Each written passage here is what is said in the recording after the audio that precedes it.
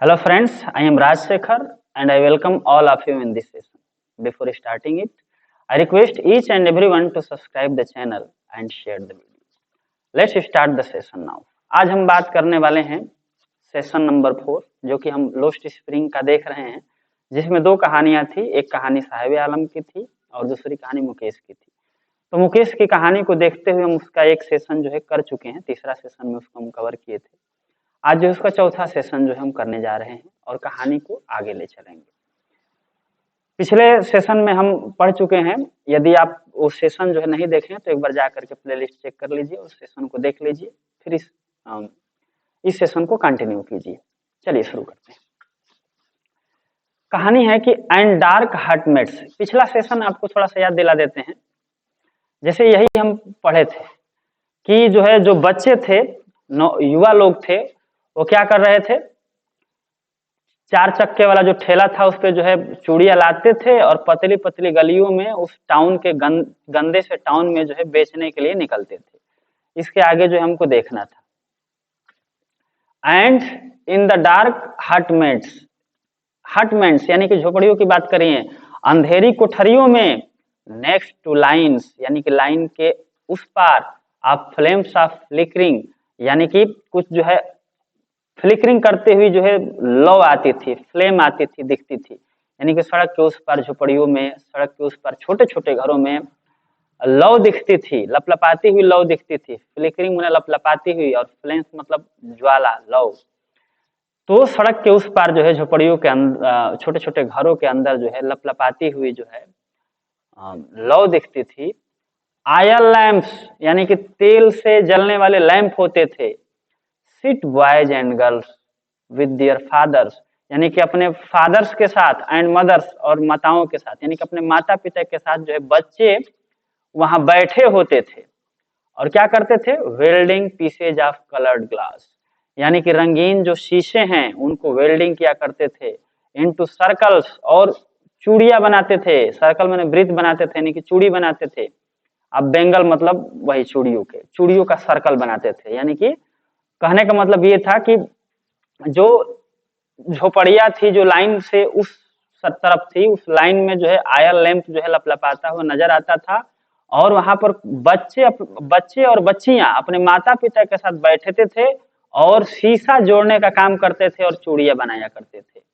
There eyes are more adjusted to dark than to the light outside, और उनकी आंखें अंधेरे में काम करने की वजह से अंधेरे में ही एडजस्ट हो जाती थी, माने अंधेरे में ही समायोजित हो जाती थी।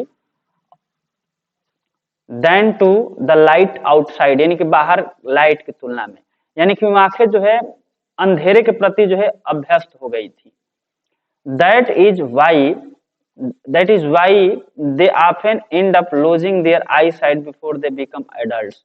यही कारण था कि वो युवा होने से पहले ही अंधे हो जाते थे। यानी कि अंधेरे में कम रोशनी में काम करेंगे तो अंधे ही तो होंगे। तो लेखिका कह रही है कि चूंकि उनकी आंखें जो अंधेरे के प्रति ज्यादा एडजस्टेड हो गई थी, तो लाइट की तुलना में वो अंधेरे में ज्यादा काम करते थे। इसकी वजह से यही कारण था कि वे युवा एडल्ट होने से पहले ही अपनी आंखों की रोशनी जो है खो देते थे। सविता एक करेक्टर है। सविता अ यंग गर्ल, एक युवा लड़की थी। In a drape pink dress, एक मटमैले कलर का पिंक ड्रेस पहने हुई थी। Sits alongside an elderly women, एक बुजुर्ग महिला के पास बैठी हुई थी।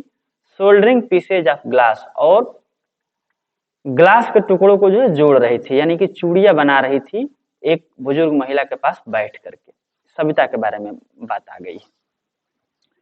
As her hands move mechanically like the tongues of a machine, यानी कि उसके हाथ एक मशीन की तरह, मैकेनिकली यानी कि एक यंत्र की तरह जो उसके हाथ चल रहे थे। टंग्स माने चिमटी होती है, यानी कि उसके हाथ में जो यंत्र थे वो ऐसे चल रहे थे जैसे वो कोई मशीन हो, इस तरह से वो काम कर रही थी। आई वंडर, मैं सोचती हूँ कि if she knows the sensitivity of the bangles she helps make, तो कह रहे कि अब मैं जो है सोचती हूँ कि क्या सीनोज उसे पता है द सेंसिटिविटी यानी कि जो पवित्रता है, क्या उस पवित्रता के बारे में पता है आप द बेंगल्स मैंने उस चूड़ियों की। यानी कि क्या ये चूड़ियां बना रही है, सी हेल्प्स मेक, जिसको बनाने में मदद कर रही थी। तो ये कह रही है अनिस जंग की चूड़ियां तो बना रही है, लेकिन क्या इसको चूड़ियों की जो पवित्रता है उसके बारे में कुछ पता है? It symbolise an Indian women suhag, सुहाग हिंदी वर्ड है।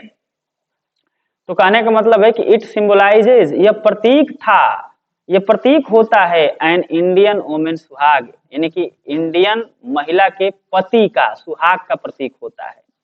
ऑस्पिशियसनेस इन मैरिज, और जो है शादियों में बहुत ज्यादा पवित्र माना जाता है। यानी कि अनिस जंग बताती है कि जो चूड़ियां हैं वो भारतीय महिलाओं के लिए सुहाग के प्रतीक के रूप में काम करती हैं, और इनका महत्व जो है बढ़ जाता है शादियों में।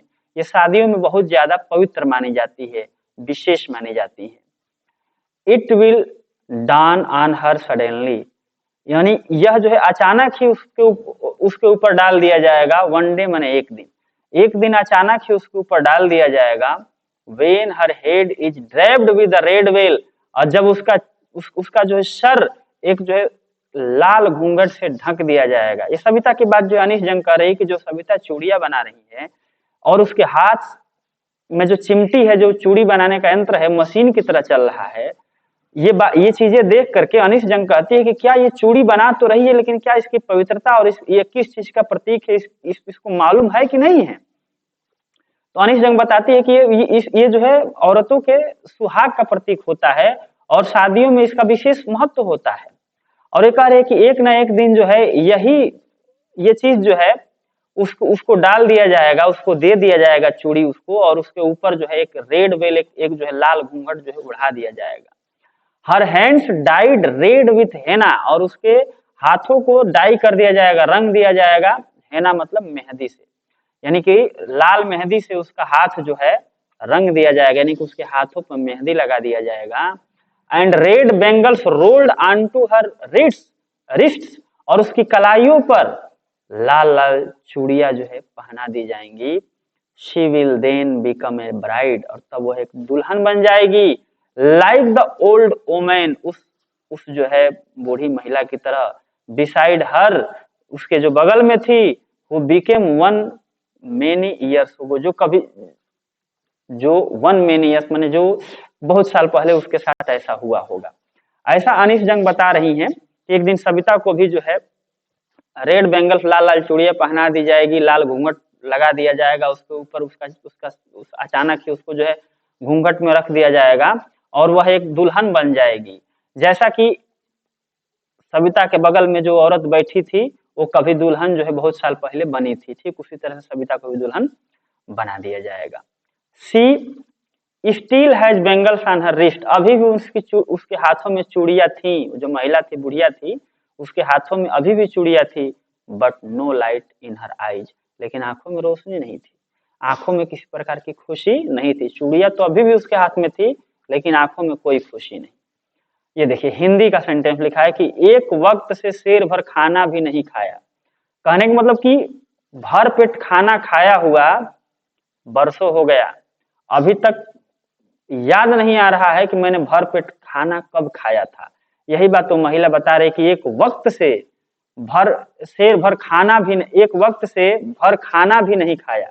यानी कि देखिए इसका कह रहा है कि एक वक्त शेर भर खाना भी नहीं खाया, मतलब एक समय हो गया खाना खाए हुए। सिसेज वो बताती है, यानी कि ऐसा नहीं है कि वो भूखे रहती है, लेकिन कहने का मतलब कि भर पेट खाना खाए हुए उसके लिए एक जमाना हो गया है। In a voice drained of joy, यानी कि एक ऐसी आवाज में बोली जिसमें आनंद की कमी थी। ड्रेन्ड जिसमें आनंद ही नहीं था, आनंद चला गया था। She has not enjoyed even one full meal in her entire life time, यानी कि अपने पूरे जीवन में वो कभी भी आनंद नहीं ली थी। वन फुल मील माने भर पेट भोजन का, यानी कि अपने पूरे जीवन में उसने भर पेट भोजन खाने का, भर पेट भोजन करने का अभी तक आनंद नहीं ली थी। That's what she has raped her husband, that's what, यही कारण था कि शी वाज रेप्ड, वो बहुत ज्यादा दुखी थी। हर हस्बैंड उसका पति, एन ओल्ड मैन एक बूढ़ा आदमी था, विथ ए फ्लोइंग बियर्ड जिसकी दाढ़ी जो है फ्लो कर रही थी, लहरा रही थी। सेज कहता है यानी कि उसका पति जो है एक बूढ़ा आदमी था जो यह बात कहता है, क्या कहता है कि आई नो, मुझे पता है, नथिंग, कुछ भी नहीं, एक्सेप्ट बेंगल्स, चूड़ियों के अलावा, यानी कि मुझे चूड़ियों के अलावा कुछ आता ही नहीं। ऑल आई हैव डन, और जो कुछ भी मैंने किया है, इज मेक अ हाउस, मैंने सिर्फ एक घर बनाया है, for the family to live, परिवार के रहने के लिए। मैंने जीवन में जो कुछ भी अचीवमेंट या उपलब्धियां हासिल की है वो यही की हैं कि मैंने अपने परिवार को रहने के लिए एक घर बना दिया है। हियरिंग हिम वन वंडर्स, उसकी बात सुन करके, हियरिंग हिम, उसकी बात सुन करके, वन वंडर्स, किसी को भी आश्चर्य होगा कि इफ ही हैज अचीव्ड, कि उसने ऐसा चीज प्राप्त किया है, what many have failed in their life time, जिसको प्राप्त करने में बहुत सारे लोग जीवन लगा देते हैं और मिलता नहीं। यानी कि जो चीज उस व्यक्ति ने एक घर जो है बना लिया है, वो एक ऐसी चीज प्राप्त कर लिया है जिसको प्राप्त करने में लोग जो है जीवन बिता देते हैं और उनको एक अच्छा घर जो है मिल नहीं पाता है। ये बात है। ये कटाक्ष से कहने का मतलब ये है कि इस जमाने में है जो घर को प्राप्त कर लेना एक बहुत बड़ी उपलब्धि थी। तो ये कह रही है कि वो अनीस जंग बता रही है कि बूढ़ा बता रहा था कि यह आश्चर्य की बात है कि ऑल आई हैव डन, जो कुछ भी मैंने किया है बस यही किया है कि मैंने अपने परिवार को रहने के लिए घर बना लिया है। ये बात सुनकर के अनीस जंग सोचती है, कोई भी आश्चर्य करेगा कि इस जमाने में बहुत सारे लोग ऐसे भी हैं जो अपना एक घर बनाने में भी असफल रहते हैं। आगे देखिए, he has a roof over his head, कम से कम उसके सर के ऊपर छत तो है।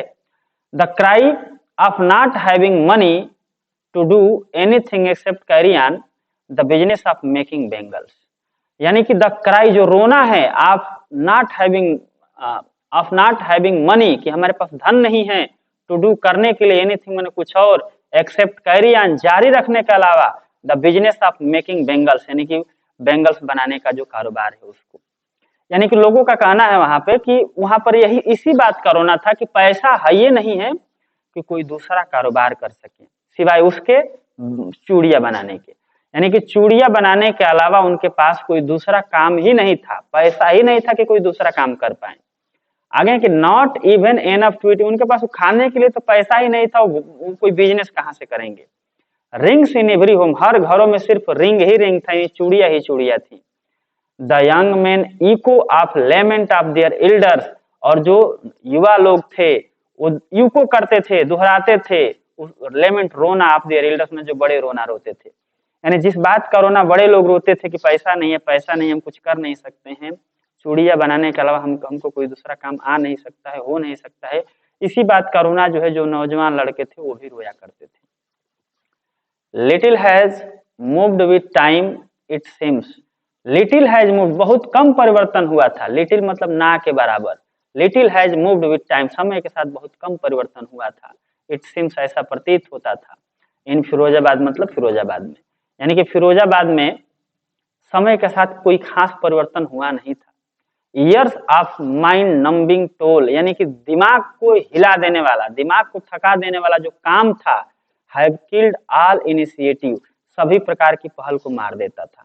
यानी कि लोग इतना काम करते थे कि फिर इतनी एनर्जी नहीं बचती थी कि किसी दूसरे काम के बारे में सोच भी पाए, यानी कि जो भी इनिशिएटिव थे, जो भी आगे कुछ नया करने की पहल थी, वो मर जाया करती थी, क्योंकि बहुत ज्यादा थकाने वाला वो लोग काम किया करते थे, बहुत ज्यादा थक जाते थे।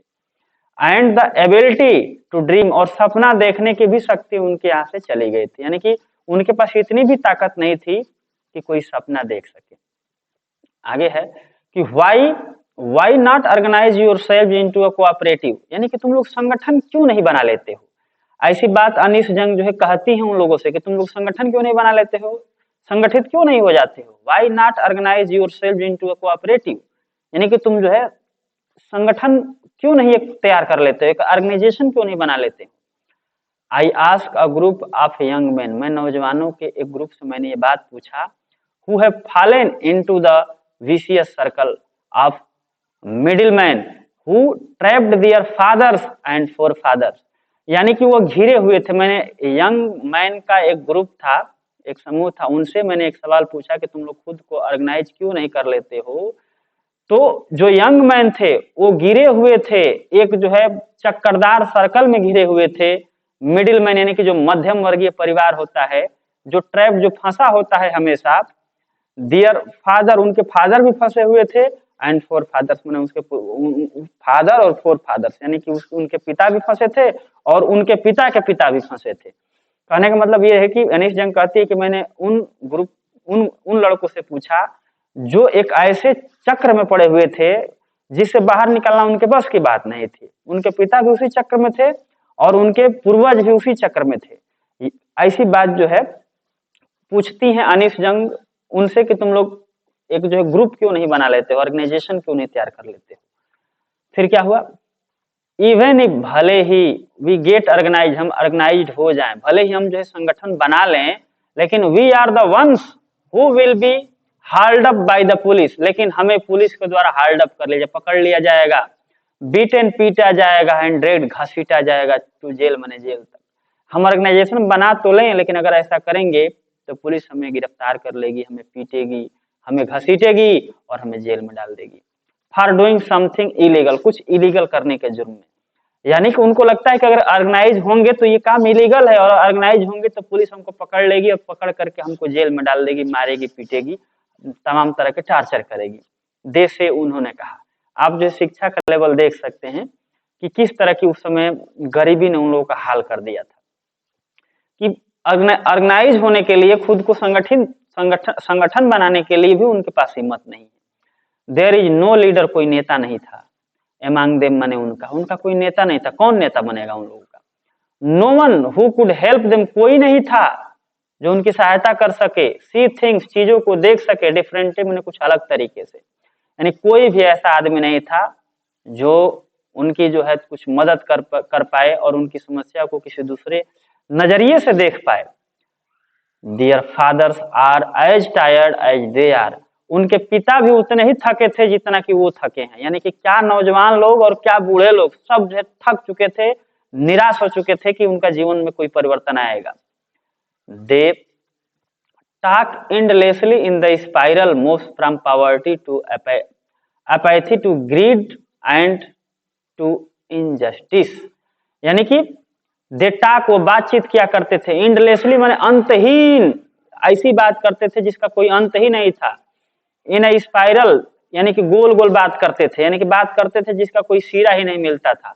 Moves from poverty to apathy, जो गरीबी से चलते हुए नफरत की तरफ बढ़ता था, ग्रीड से बढ़ते हुए अन्याय की तरफ बढ़ता था, यानी कि हमेशा नेगेटिव बातें किया करते थे, गरीबी की बातें, नफरत की बातें, लालच की बातें और अन्याय की बातें, यही सब बातें वो किया करते थे। कहने का मतलब इतना निराश हो गए थे कि वो बात भी करते थे तो इनजस्टिस की करते थे, लालच की करते थे, अपैथी है, पावर्टी है, सब की बातें किया करते थे।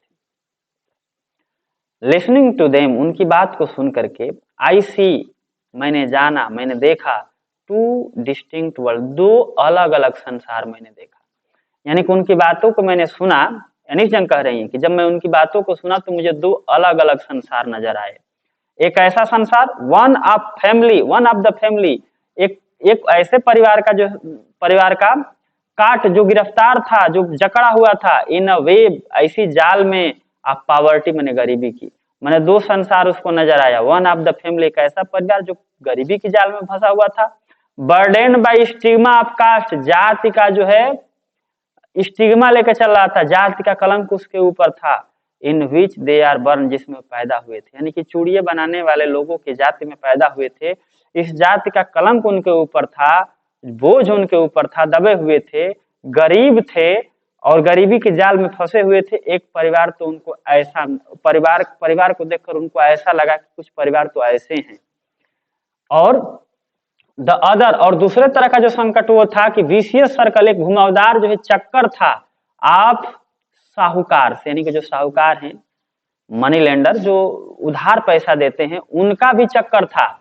द मिडिल मैन, मध्यवर्गीय परिवार का, द पुलिसमैन, यानी कि पुलिसमैन का, द कीपर्स या कीपर्स ऑफ लॉ, कानून के रखवालों का, द ब्यूरोक्रेट्स, अधिकारियों का, एंड द पॉलिटिशियंस, यानी कि और जो पॉलिटिशियंस थे उनका। यानी कि ये कह रहे हैं ना कि ये दो तरह के चक्कर में इन लोगों का परिवार फंसा हुआ था। एक चक्कर तो वो था जिसमें पॉवर्टी थी, जिसमें गरीबी है, गरीबी का बोझ है, जिसमें जो है गरीबी का बोझ है और जाति का कलंक है जिसको लेकर के वो पैदा हुए थे। एक तो एक बोझ ये है कि किस जात में पैदा हो गए, फैमिली कैसी है, और गरीबी में जकड़े हुए हैं। एक समस्या तो ये है। दूसरी समस्या ये है कि वो साहूकारों के जाल में भी फंसे हुए थे। साहूकार जो समृद्ध मिडिल मध्यवर्गीय परिवार है उनके जाल में, पुलिसमैन के जाल में जो कि कानून के रखवाले हैं, अधिकारी हैं, और नेताओं के जाल में वो फंसे हुए थे। Together they have imposed the baggage on the child that he can not put down, और ऊपर से उनके ऊपर बच्चों का भी बोझ था जिनको वो छोड़ नहीं सकते थे। टुगेदर ने साथ ही साथ दे हैव इम्पोज, उन पे थोपा गया था the baggage on the child, यानी कि उन पे थोपा गया था द बैगेज मैंने भार, ऑन द चाइल्ड मैंने बच्चों के ऊपर, यानी कि ये भार जो है बच्चों के ऊपर भी थोपा गया था, that he can not put down, जिसको वो छोड़ नहीं सकते थे। बिफोर ही इज अवेयर, यानी कि जागरूक होने से पहले, ही एक्सेप्ट्स, वह स्वीकार करता है, इट मने इसे as naturally as his father, यानी कि कहने का मतलब ये है कि जो वो जुर्म झेल रहा है, साहूकारों का चक्कर है, पुलिसमैन का जो टार्चर है, जो अधिकारियों के द्वारा उनको सताया जा रहा है, साथ ही साथ जो गरीबी का बोझ है, जिस कास्ट में जन्म लिए हैं उस कास्ट का जो बोझ लेकर जी रहे हैं, इन सारी बातों से अवेयर नहीं है आदमी। He is aware before he is aware, इससे पहले कि इन सारी बातों से अवेयर हो, जो जागरूक बने, वो आदमी इस बात को इस तरह से स्वीकार कर लेता है कि हमारा जन्म ही चूड़ी बनाने के लिए और गरीबी झेलने के लिए हुआ है। कहने का मतलब कि उसको ये बाद में उस स्थिति को स्वीकार कर लेते हैं कि हमारा जन्म ही इसीलिए हुआ है, हम जो है कचड़े में जन्म लिए हैं और कचड़े में ही मरेंगे, ऐसी बात वो दिल से स्वीकार कर लेते हैं और परिवर्तन करने की कोई कोशिश नहीं करते हैं, क्योंकि वो इतना जो है परेशानी में दबे हुए हैं कि उनकी सोच भी दब गई है। To do anything else would mean to dare, और चूड़ी बनाने के अलावा कोई और काम करना, टू डू एनीथिंग कुछ और करना, इल्स माने अन्य, वुड मीन टू डेयर कुछ और करना जो है साहस करने के बराबर था। यानी कि कहने का मतलब ये है कि कोई और काम करना एक साहस का काम था। And daring is not part of his growing up, और साहस करना उनकी जिंदगी का हिस्सा नहीं था। वो लोग इतने दबे कुचले थे, इतने जो है मानसिक रूप से कमजोर थे, शारीरिक रूप से कमजोर थे कि डेयरिंग करना उनके जीवन का हिस्सा ही नहीं था। When I sense a flash of it in Mukesh I am cheered. When I sense, जब मैं महसूस करती हूँ, फ्लैश एक लव ऑफ इट माने इसी की, इस सपने की लव, इन मुकेश में, तो आई एम cheered, मुझे आनंद होता है। यानी कि मैं देखती हूँ कि साहस करने का जो साहस है, वो चीज जो है मुकेश में थोड़ी सी दिखती है, क्योंकि मुकेश जो है इन चूड़ियों के कारोबार से बाहर निकलना चाहता था। वो एक जो है ड्राइवर बनना, कार ड्राइव करना चाहता था, मैकेनिक बनना चाहता था। तो ऐसी बात जब मुकेश करता था तो ये महसूस करती थी अनिश जंग कि एक ये लड़का है जो इससे बाहर निकलने की कोशिश कर रहा है। इस बात को सुन करके अनिश जंग को जो है आनंद आता है। कहता है कि I want to be a motor mechanic, मैं एक मोटर मैकेनिक बनना चाहता हूँ। ही रिपीट्स, वह दोहरा के बोलता है, और he will go to garage and learn, कह रहा है कि वो गैरेज में जाएगा और इसे सीखेगा। ऐसी बात जो है बोलता है मुकेश, और ये बातें सुन करके वो बहुत खुश होती हैं। बट लेकिन the garage is long way from his home, लेकिन गैरेज जो है उसके घर से बहुत दूर था। तो जब ये कहती है कि गैरेज तो बहुत दूर है, तो लड़का कहता है कि आई विल वॉक, मैं चला जाऊंगा। ही इंसिस्ट, वो जोर देकर बोलता है, मुकेश जोर देकर कहता है कि कोई बात नहीं, मैं चला जाऊंगा। Do you also dream of flying a plane, क्या तुम हवाई जहाज उड़ाने का भी सपना देखते हो? डू यू ऑल्सो ड्रीम, क्या तुम सपना देखते हो ऑफ फ्लाइंग अ प्लेन, एक हवाई जहाज उड़ाने का? ही इज सडनली साइलेंट, अचानक वह चुप हो जाता है। कहता है नो, ही सेज, वह बोला कि नहीं। स्टेयरिंग एट द ग्राउंड, जमीन पर घूरते हुए बोला कि नहीं, मुझे ये सपने नहीं आते हैं। कहने का मतलब ये है कि सपना भी देख रहा है, अगर कुछ बड़ा अपने जीवन में सपना देखा है तो मैकेनिक बनने का देखा है, और उनको सपना ही देखना है तो हवाई जहाज का भी उड़ाने का भी तो सपना देख सकते हैं, लेकिन मानसिक रूप से इतने कमजोर हैं, इतने पिछड़े लोग हैं, इतने जो है दबे हुए हैं कि वो कोई बड़ा चीज सोचना भी उनके लिए सोचने से बाहर है। Staring at the ground in his small murmur, यानी कि ग्राउंड को देखते हुए वह बोला कि नो, अब एनिस जंग कह रही कि इन हिज स्मॉल मरमर, यानी कि उसके छोटे से बुदबुदाने में देयर इज एन एम्बेरसमेंट, एक शर्मिंदगी थी। यानी कि जब वो बुदबुदा कर बोला कि नहीं मुझे सपने नहीं आते हैं, तो इस बुदबुदा के बोलने में एक विशेष प्रकार की अनीस जंग ने शर्मिंदगी को देखा। That has not it turn into regret, जो अभी मातम में नहीं बदली थी। यानी कि ये शर्मिंदगी जो थी अभी रिग्रेट में चेंज नहीं हुई थी, अभी मातम में, अभी जो दुख में परिवर्तित नहीं हुई थी। ही इज कंटेंट, वह संतुष्ट है। टू ड्रीम ऑफ कार्स, कारों का सपना देख करके, यानी कि वो कारों का सपना देख करके संतुष्ट है। दैट की ही सीज, वह देखता है, hurtling down the streets of his town, यानी कि भागते हुए देखता है अपनी गलियों में टाउन के, यानी कि जिस कस्बे में रहता है उस कस्बे की, जो फिरोजाबाद है, उस कस्बे की गलियों में वह जो है ऐसी कारों को भागते हुए देखता था और उन्हीं को देख करके और सोच करके संतुष्ट रहता था। फ्यू एरोप्लेन्स फ्लाई, और कुछ एरोप्लेन्स जो है उड़ते हैं ओवर फिरोजाबाद, माने फिरोजाबाद के ऊपर। यानी कि जब ये बात कर रही थी तो फिरोजाबाद के ऊपर से कुछ एरोप्लेन गुजरते हुए निकलते हैं। ठीक है, तो ये रहा आज का जो है लेसन, और ये लोस्ट स्प्रिंग का दूसरा भाग था जो मुकेश की कहानी थी। इसको लाइन बाय लाइन हमने कहने की कोशिश किया है। अगर समझ में ना आए तो इसको दोबारा देखिए, और यदि आपको वीडियो से लाभ मिल रहा है तो चैनल को सब्सक्राइब कीजिए, वीडियो को लाइक कीजिए और अपने दोस्तों के बीच शेयर कीजिए। यदि आप क्विज खेलना चाहते हैं और स्टडी मटेरियल प्राप्त करना चाहते हैं तो आप टेलीग्राम चैनल से अवश्य जुड़ें, डिस्क्रिप्शन में उसका लिंक दिया गया है। तो आज का सेशन समाप्त करते हैं, मिलते हैं नेक्स्ट सेशन में, तब तक अपना ख्याल रखें। जय हिंद।